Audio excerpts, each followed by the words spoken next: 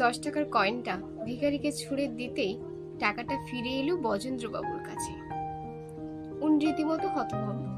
এমনিতেই তিনি বাবুদের বাড়ির ছেলে, তার উপর রিটায়ার্ড ব্যারিস্টার, কলকাতায় থাকেন, উৎসব পার্বণে বাড়ি আসেন।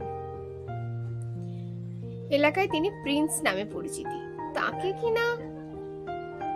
আশেপাশ দেখে বজেন্দ্রবাবু, কি হলো শুনে ভিখারিটা কেবল তাকালো। বজেন্দ্রবাবু, 10 টাকা দিলাম তো। রক্তিম হয়ে উঠল ভিখারিটার মুখ। বজেন্দ্রবাবু, তুমি ভিখারি নও? হ্যাঁ, এটা ফেরত দিলে কেন? ক্ষণিকের নীরবতা। বজেন্দ্রবাবু, আরো টাকা লাগবে? চোখে চোখ রেখে বলল ভিখারি, আমি দান গ্রহণ করি বাবু, তাচ্ছিল্য নয়।